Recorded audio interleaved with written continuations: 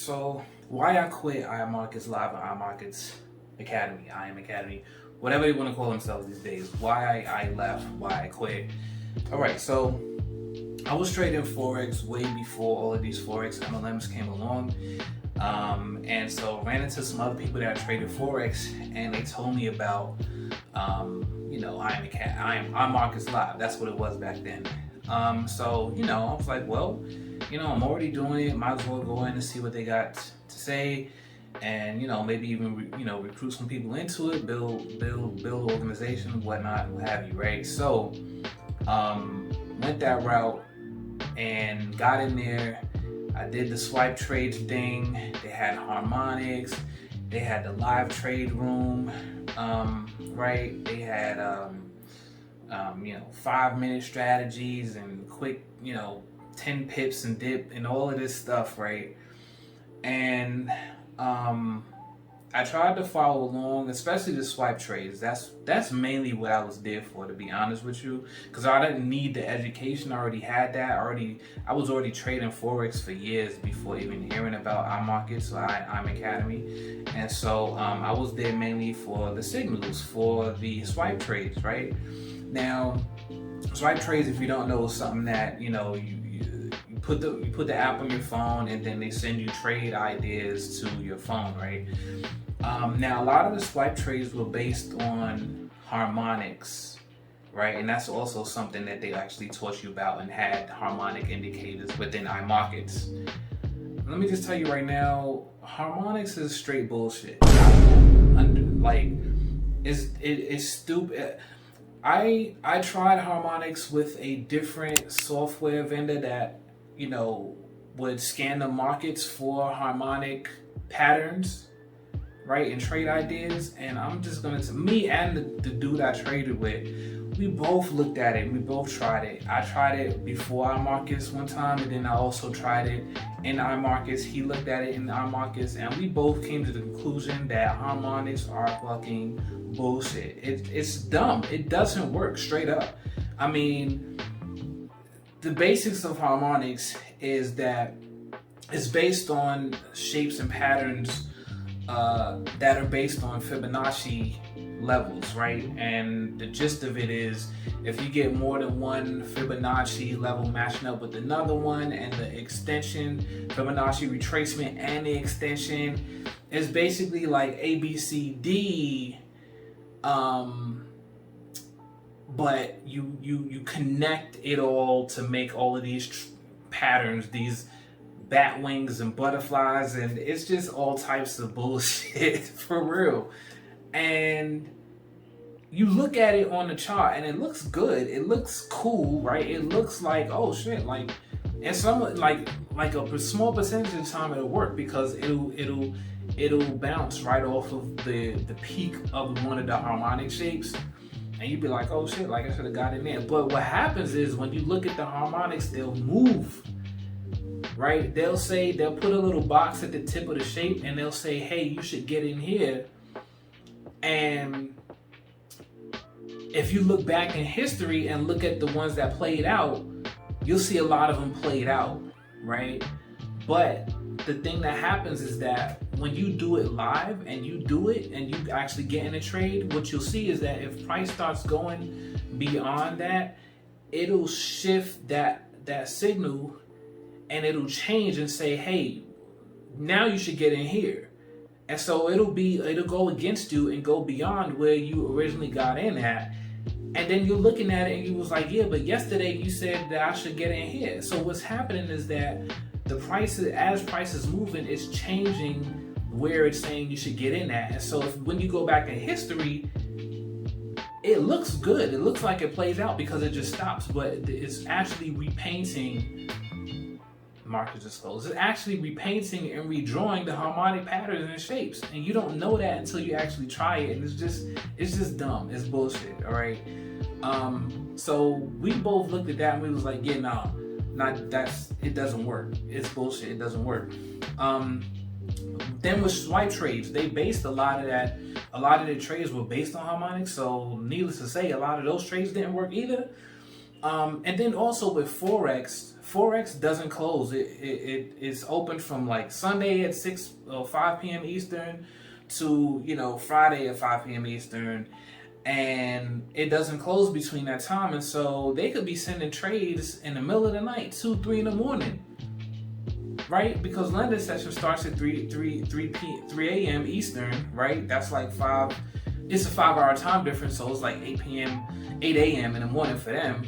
Right, when it's 3 a.m. in the morning on Eastern time, and I'm on Pacific time now. I'm in Nevada, in Las Vegas, and so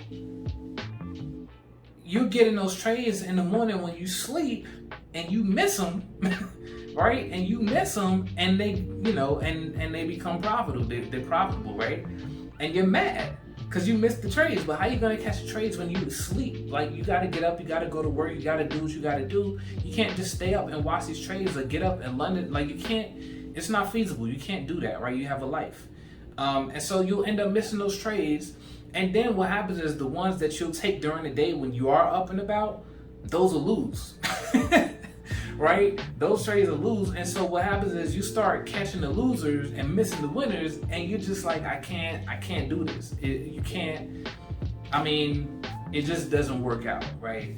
And so, and it was the same with other signal providers too. It's not just iMarkets. It's people that provide signals in the forex market. And if you're sending signals all times of the night, literally all day. I mean, I've seen signal providers sending signals for 24 hours, right? And I'm like, how the fuck are they doing this? Do they sleep? Do they do anything else throughout the day? Like, what's going on?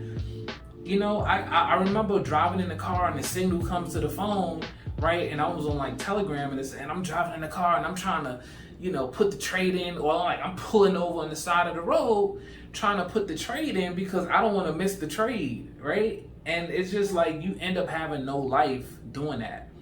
And so that's one of the main reasons why I stopped day trading the forex market.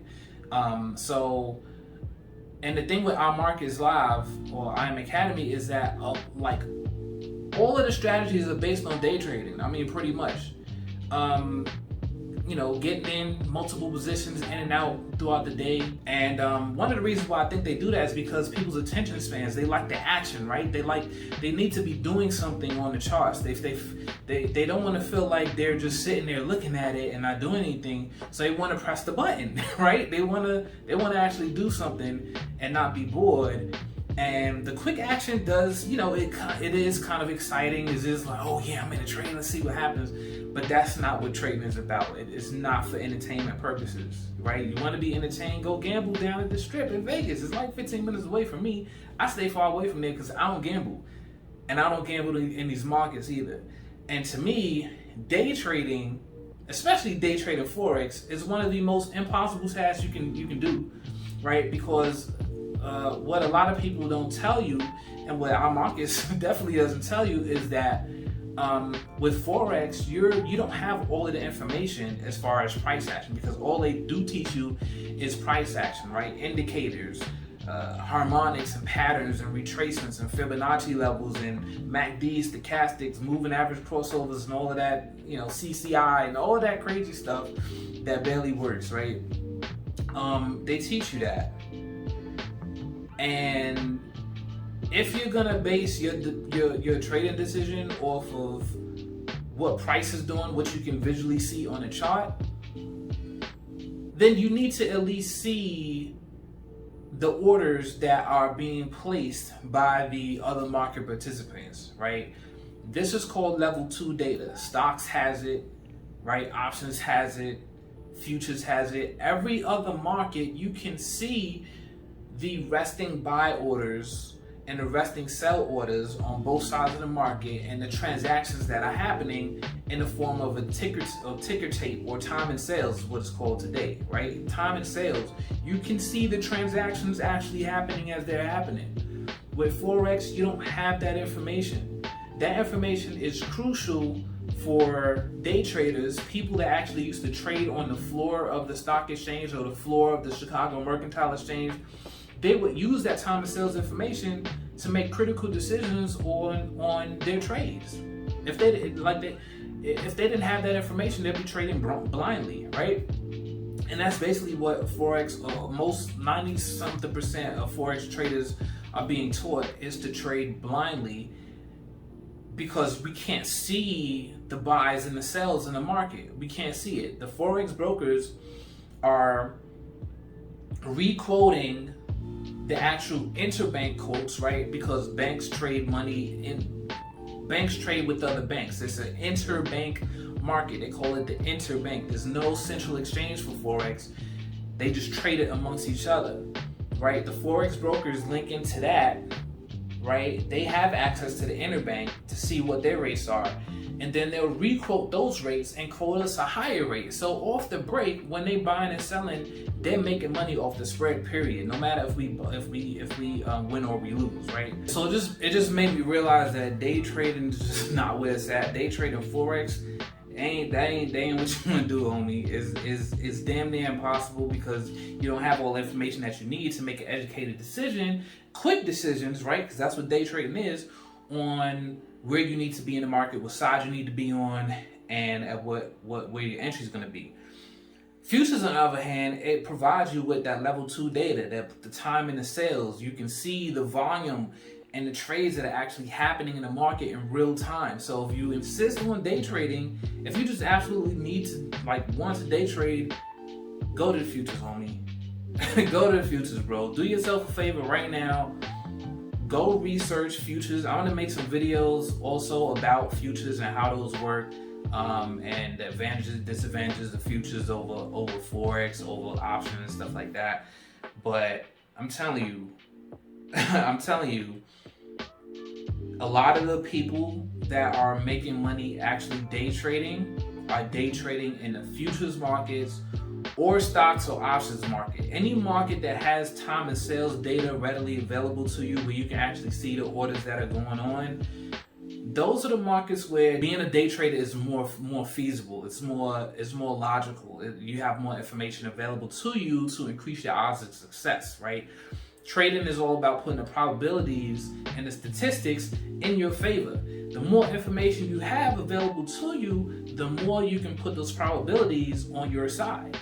The more that they're keeping from you, and the more of a veil they're putting over your eyes and hiding information from you, then the less of a probability you're going to have, right? The broker's edge in Forex is not showing you the actual orders that are taking place. That's their edge. That's their edge. They're the casino, and they're just taking your money, right? They're just taking your money. Whereas, with futures, with options and stocks, they're just there to facilitate and provide a platform, and they make the commissions in return for that service.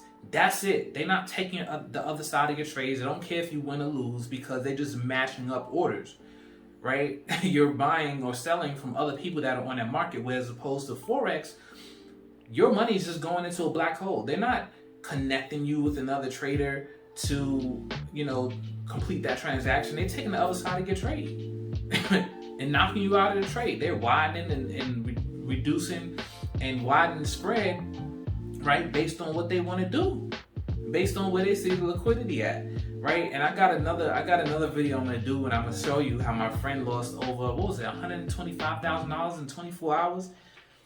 I have the pictures, I have the screenshots to show you real money, not no demo account, real money. I had that video coming up too. It was crazy. He called me up sick. And it was with one of these unregulated brokers. Now, mind you, it was that was when I was still trading on MT4 and unregulated brokers. We're gonna talk about that too, but don't put your money in these unregulated brokers that's giving you 1,000-to-1 leverage and all this craziness, right? That's why I left IM Academy. They were just don't tell you the whole truth, and then the people that you're actually taking these trades from really ain't doing much. I mean, I don't know where they grab these people from, but they sell the lifestyle to you, and they, hey, all you need is your phone, and you can make all this money off your phone. Your phone's your ATM. And I have to admit that I fell into that whole mentality too. Like your phone could be a virtual ATM machine. You just pull money out of it by following the market. No. You see this setup right here? I got 2 monitors. Like, you don't need two monitors, but it's just like I'm not looking at the markets just on my phone, just taking random trades. Like, I'm looking on the screen on the computer so I can see what the hell I'm doing, so I can make educated choices on what I'm doing. Also, no one ever I'm Academy, iMarkets Live, they never even tell you about fundamental analysis, right? It's all lines on charts and indicators and all this crazy shit that doesn't work. And then you wonder why 95, 99% of traders never make any consistent profits. It's because of that. Whereas your hedge fund managers, your big time traders, your traders that are managing millions of dollars of other people's funds, they're using economics to understand where price is going. They're trading the exact opposite of you. You're using strictly technicals and what the chart looks like and the pictures and the lines you can draw on it. And they're not looking at that. They're looking at the fundamental picture of the economics and what's affecting the prices and the value of these currencies, right? So they're using fundamentals to develop a general bias to the upside and downside of which way they want to go. And then they might use technicals to actually pinpoint the entry, but they're not just looking at lines, pictures on the charts, indicators, oscillators, and just all of this stuff, especially now harmonics, to decide where to allocate millions of dollars of funds. They just not doing that. If you got some value out of this, please like, comment, subscribe, and all that stuff.